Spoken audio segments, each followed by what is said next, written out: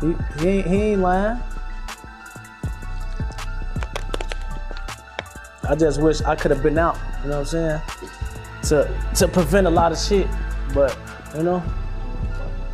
But nah, Foz, he ain't lying. Before they were gone, Munna Duke and Youngin speak out before they were gone. Munna Duke and Youngin, three of King Von's closest people, dropped some heavy truths about his murder. They named names, pointed fingers, and now some are saying they said too much word on the street is they got silenced. What did they reveal? And who did they expose? Let's get into it. The death that shook Chicago, the early morning hours of November 6, 2020. Forever changed the landscape of Chicago Drillland, the lives of those closest to King Von Dot, outside Monaco Hookah Lounge in Atlanta. What started as a verbal back and forth between Von's crew and Quando, Rando's squad quickly escalated into gunfire.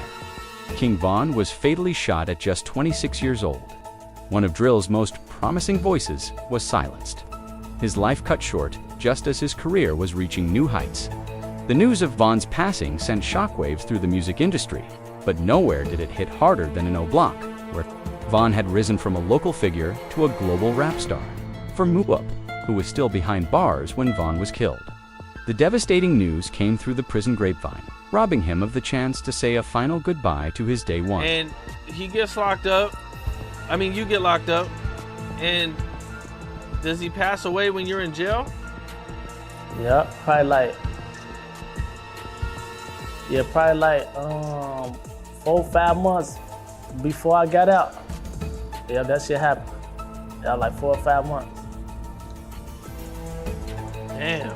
Yeah. Man, what was that like for you when you got the news? Shit, I couldn't believe that shit. That shit fucked me up. From, talking to him every day, but not, I ain't gonna say every day, but you know what I'm saying? Just seeing how shit going, see how bro them living from off the pictures and shit like that. You can hear the raw pain in Duke's voice as he describes the shock and devastation. He felt upon learning about Von's murder, being locked up, added another layer of isolation to Duke's grief, forcing him to process the loss of his brother. Without the support of the block or even the ability to attend. Von's homegoing, this separation during such a crucial moment, left emotional scars that wouldn't easily heal. Von's death sent ripples throughout the facility where Duke was housed, affecting everyone from fellow inmates to the COS themselves. It was really kind of like unreal to me because I'm like, damn, you know what I'm saying? Like seeing bro them seeing him in the magazine, seeing him, on the tablet and shit like that. So I'm like, then talking to him like, man, when you get out, man, woo, you know what I'm saying? So a lot of this shit was like, damn, you know what I'm saying? Like, we in it, you know what I'm saying? But that shit, you know what I'm saying? That shit happened, whatever the case is, so. You know? What was the reaction from the jail when they found out that he passed away? Man, the jail that I was in, they was up, you know what I'm saying? From the correctional officers and all type of shit, you know what I'm saying? Cause they with him too, you know what I'm saying? And they with me off the strength for him, you know what I'm saying? So they kind of jail up, you know what I'm saying? Yeah. The fact that even the guards were shaken by Von's murder speaks volumes about his reach and charisma. In the strictly divided world of lockup, where inmates and staff rarely see eye to eye, Von's music and presence somehow bridged that gap, creating connections that transcended the usual boundaries for Youngin, who was in the free world when Von got gunned down. The loss was both personal and professional. As a younger artist looking to follow Von's blueprint, Youngin didn't just see him as a homie, he saw him as a mentor, someone who had mapped out the path from the block to the booth. Von's success created a lane for O Block artists to follow, and his sudden removal left a void, one that many, including Youngin, would strive to fill in the years that followed. Von's absence also created a leadership vacuum within O Block's hierarchy. Beyond his music, Von had been a respected voice, his influence extending throughout the hood. His death forced relationships and responsibilities to shift, with Duke eventually stepping into a more prominent role after his release. In interviews, after touching down, Duke consistently described Von as a real one, someone who stayed true to his roots, even as his bank account grew. In a January 2024 sit-down, Duke kept it simple but real when talking about Von's character. Now, when it comes to King Von, What was he really like As far as what? as a person? As a person, Yes. he was a genuine person, you know, like real stand-up guy, you know, loyal. Go look out for, you know what I'm saying? Like make sure everybody around him good, you know what I'm saying? If he had a chance to, you know what I'm saying, a better person situation, he was a real good dude. This description matches what many others have said about Vaughn. He was someone who put loyalty and taking care of his squad above everything, even as his paper stacked up. Vaughn stayed connected to the O and committed to uplifting those who had been riding with him from the start. Grieving Vaughn's murder was complicated by the ongoing cycle of violence that had already claimed so many young lives in Chicago. For Duke, Youngin, and others from the block, Vaughn's death wasn't just a personal loss, it was another painful reminder that even making it in music couldn't fully protect you from the consequences of street life. This reality created a complex emotional mix: grief, anger, and a deep determination to keep Vaughn's name alive. When Duke finally came home, he found himself inheriting some of Vaughn's role as an O-Block ambassador, with real connections in the industry. It wasn't a position Duke had been chasing, but one that naturally fell to him, thanks to his long history with Vaughn and his own rising presence in the drill scene. In the months and years after Vaughn's murder, both Duke and Youngin continued to reference him in their tracks and interviews, making sure his memory stayed alive, not just in the Oval, but far beyond it. Their commitment to keeping Vaughn's name ringing wasn't just talk. It showed in how they moved, in the creative decisions they made, and in their determination to carry forward what Vaughn had started. The clearest example of this dedication came through Duke's music, which often echoed Vaughn's unique storytelling flow while adding his own flavor and lived experiences. Tracks like Murder, featuring posthumous verses from Vaughn, served as both tribute and continuation proof that Vaughn's influence lived on, even after he was gone. For Youngin, carrying Vaughn's torch meant staying true to the raw authenticity that had made Vaughn's music hit so different. His lyrics didn't sugarcoat the realities of O-Block life, continuing the tradition of using music as a way to document and process the harsh conditions of their environment. Beyond the music, both Duke and Youngin worked to keep Vaughn's legacy alive through their actions and words. Duke especially would speak on Vaughn in interviews, sharing stories and insights that gave fans a glimpse into the real person behind the King Vaughn persona. These efforts weren't just about keeping Vaughn's streams up, they were about making sure the full measure of who he wasn't lost in the sensationalized narratives that often surrounded his life and death. Do you have a favorite memory with Vaughn that you could share? I got so many memories with him, like, you know, but the memory I'm gonna share with y'all is like when he first came home, and then he asked me what you think? You think I should start rapping and shit? But me being me, I'm getting that hell no, you know what I'm saying? Cause we ain't never rap a day in our life type shit. So it's like, but I wasn't thinking of it, you know what I'm saying? I'm just like, man, hell no, cause I couldn't see it, but shit, he turned out to did that shit, and that shit changed my life. The aftermath of Vaughn's murder also saw an intensification of the ongoing beef between rival factions in Chicago's drill scene. The circumstances of Vaughn's death caught in a fatal dispute with another rapper's crew mirrored the very street conflicts that had been the subject of so much drill music, blurring the lines between lyrics and reality in disturbing ways. As Duke reflected on Vaughn's impact during a 2023 interview, he expressed not only personal grief, but also a deep recognition of what Vaughn had meant to their entire neighborhood. How did his death affect your guys' block? It affected us like a lot, you know what I'm saying? He was one of the, you know what I'm saying? Like kind of big bro over there, you see what I'm saying? Like he was kind of one of the older ones, you know what I'm saying? It affected us a little. It hurt us though, I ain't gonna lie, it hurt us. Yet amid the grief and chaos, there remained a determination to make sure Vaughn's death wasn't for nothing. His legacy lived on not just in his music, but in the opportunities he created for others and the blueprint he established for rising above circumstances through raw talent, relentless hustle, and unwavering authenticity. This commitment to keeping Vaughn's name alive guided Duke and Youngin throughout their remaining time on Earth, influencing their creative choices, personal relationships, and how they navigated the complex world of Chicago drill. Little did they know their own stories would end in ways tragically similar to Von's bodies, dropped by gunfire at moments. When they too were on the come-up, from O-Block to Star, brotherhood that defined Chicago's drill scene was forged in the trenches of the South Side, in the concrete jungle of Parkway Gardens. Known on the streets and immortalized in countless bars as O-Block, a brotherhood was formed here that would go down in drill rap history. 3 names emerged from these blocks to leave their mark on the game, each carrying the weight of the streets and the hopes of their hood: King Von, Munna Duke, and Young Ann. These 3 became the faces of O-Block's drill movement, representing both the harsh realities of Chicago's South Side and the raw talent that flourished despite the environment before they had chain swinging, before they were pushing foreign whips, and long before the tragic endings that would send them to the other side. These young bloods were just shorties, trying to navigate one of the most dangerous blocks in America. O-Block, named after fallen Black Disciples member O.D. Perry, had already earned its stripes as one of Chicago's most treacherous territories, with 19 shootings occurring between June 2011 and June 2014 alone. This was the pressure cooker where Munna Duke and Youngin forged bonds stronger than blood. They became real ones, day ones, brothers for life. Devin Bennett, who the world would come to know as King Von, emerged as a natural shot caller among his people. Born in 1994, Von grew up in Dulles Elementary, alongside many future key players in the O-Block saga, including Munna Duke and Youngin. Their connection was obvious to anyone who knew them from day one. So, do you remember exactly when you and Von first met? First met?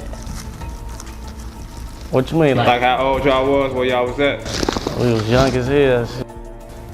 I know we was young, I know that. Like elementary school? Yeah, some shit like that. Yeah. What type of kid was King Von?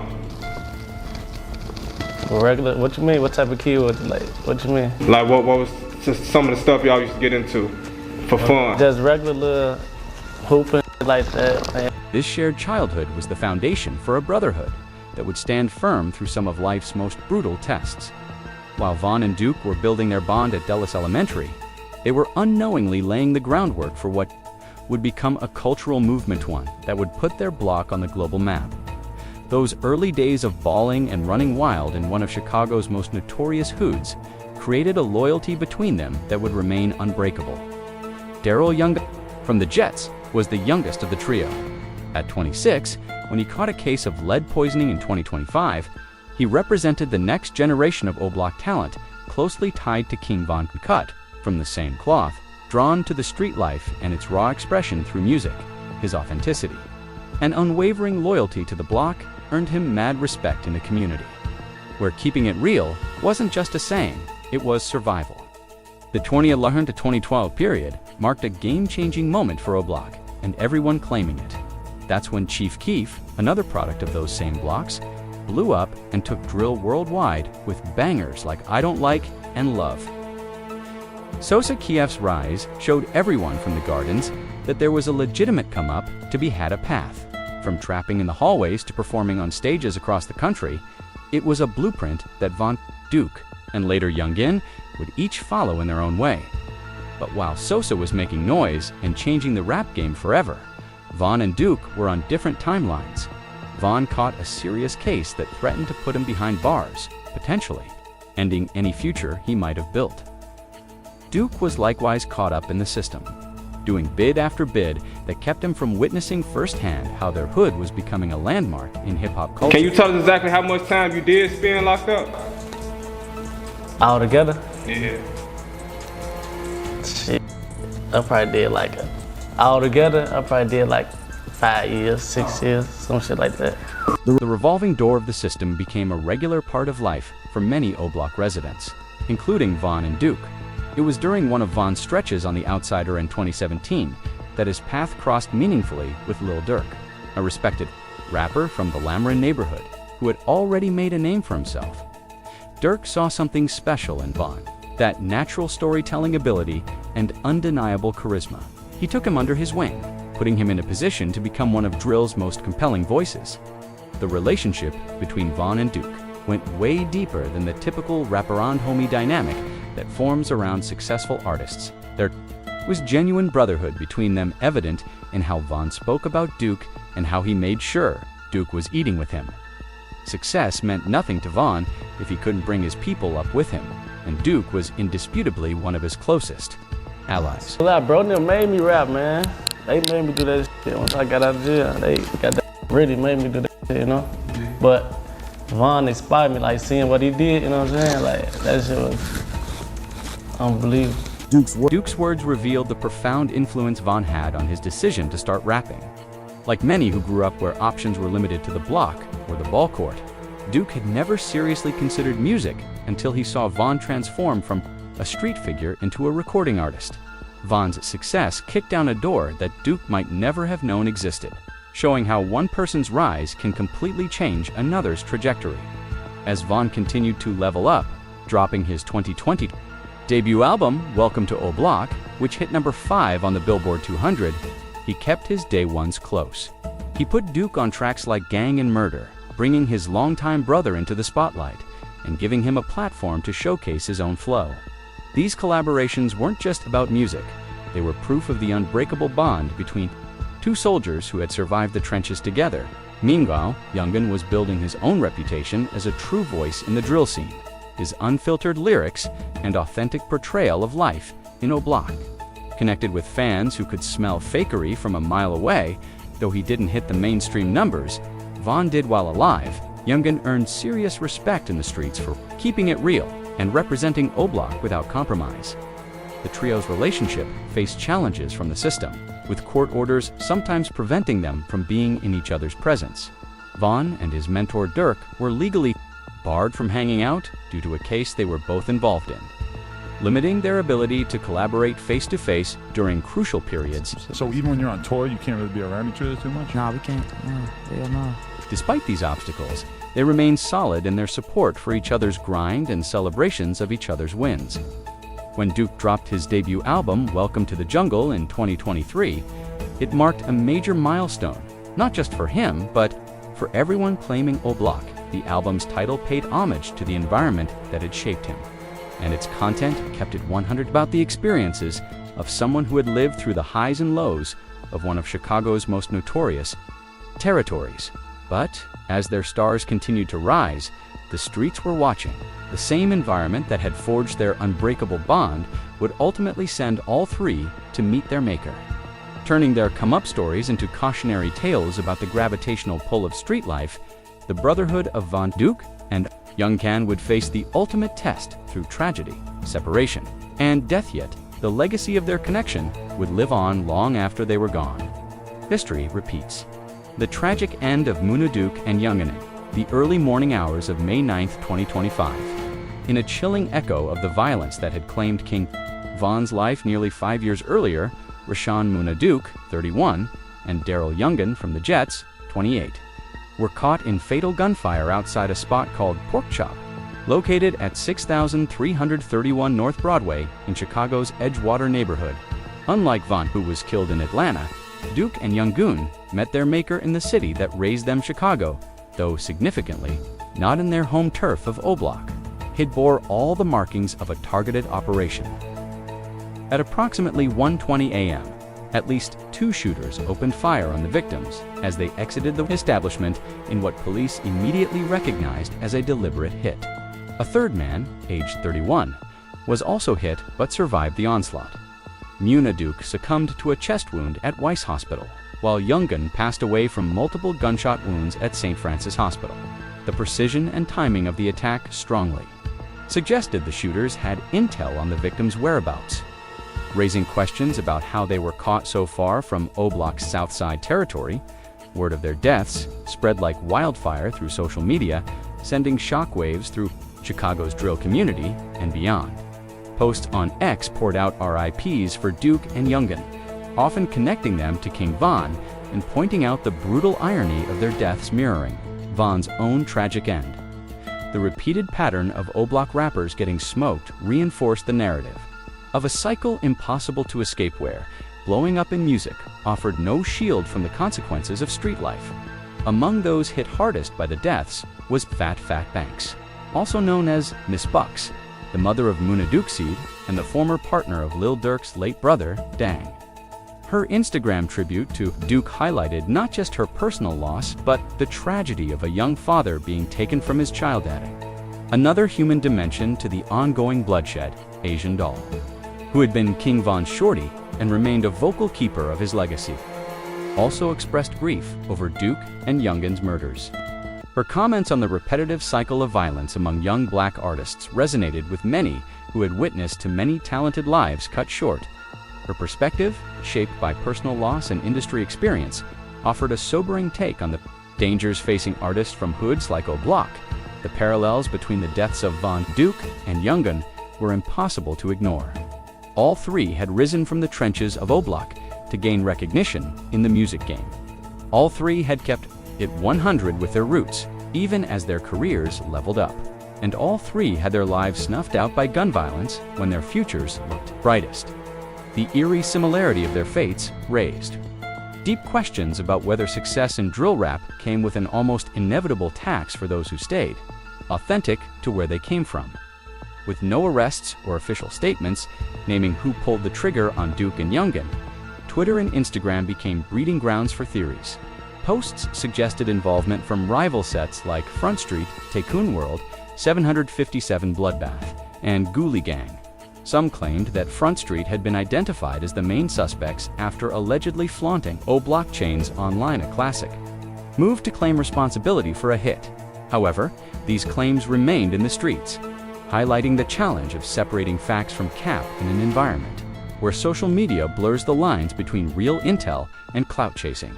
Regardless of who squeezed the trigger, was that Duke and Youngin's deaths were almost certainly tied to the long-standing beef that had defined O Block's history, the intertwined conflicts between the Black Disciples faction of O Block and rival sets like the Gangster Disciples of Turkville, Gyro City, and other crews had left bodies dropping for years. The murders of Duke and Youngin appeared to be another body count in this bloody saga. Despite happening far from the usual war zones of these territorial disputes, the fact that Duke had stepped up as a shot caller within O Block after Von's passing made him a high-value target. Federal paperwork from a 2024 racketeering trial had identified Duke as Individual B, a key figure in the O Block faction of the Black Disciples. This designation, while boosting his street cred, also put a bullseye on his back, making him a prize trophy for ops. Looking to make a statement or settle old scores, Youngin, though less documented in paperwork, had earned stripes for keeping it 1000% real within O Block's culture and continuing the musical legacy Von had established. His growing buzz in the drill scene, combined with his tight association with Duke and O Block, likely made him a target by association. In the cold mathematics of gang beef, dropping two prominent O Block figures at once would represent a major W4, whichever set pulled it off. Ironically, Duke had seemingly wanted to pull out of the game after Von's murder. In interviews, he occasionally mentioned wanting to move different and step back from the more treacherous aspects of street life, especially after becoming a father. Yet the gravitational pull of O Block's culture and the expectations of keeping it real from both the homies and the fans created pressures that were difficult to escape completely. So, I sell drugs. That ain't me, that shit too slow. I don't like that, I don't like people, so it ain't working. You can't just be communicating with like dozens or hundreds of junkies in a I given hate that. day. I don't like, I'm used to being in tour people and being in jail and shooting at people and people here shooting at me. And I don't want to kick it, I don't want to get set up, I don't want nobody to play with me, I don't want to shoot nobody with my drugs. I don't want that. So now I need something to do. This raw assessment of his options shows the limited paths available to someone with Duke's background.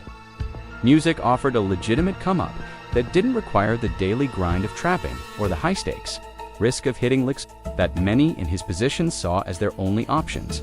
Yet even as music presented a legitimate way out, it came with its own set of dangers, especially when the content centered on real ops and ongoing beef.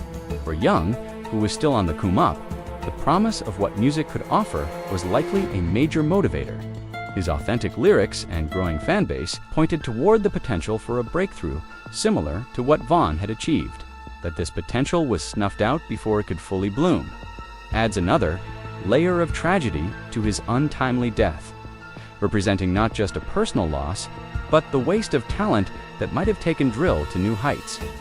For the fans and friends of Von, Duke, and Youngin, Their deaths represent not just individual tragedies, but a painful reminder of the brutality that continues to claim talented young lives. Each loss ripples beyond the immediate victims, affecting families, friends, and communities already carrying the weight of accumulated trauma from persistent violence. The mother of Duke's child, in her heartbreaking tribute, spoke not just of her personal grief, but of the opportunity stolen from a young father to see his seed grow a human cost that stats and headlines often fail to capture. The legacies of Munna Duke and Youngin extend beyond their tragic ends. Their music, which gave voice to experiences often ignored by mainstream media and culture, continues to resonate with listeners who find in their stories reflections of their own struggles and aspirations.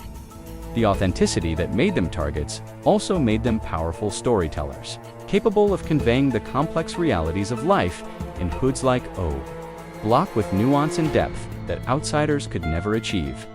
Their brotherhood, forged in the treacherous landscape of Chicago's South Side and strengthened through shared experiences of adversity and success, stands as a testament to the human capacity for connection and loyalty even in the most cutthroat circumstances.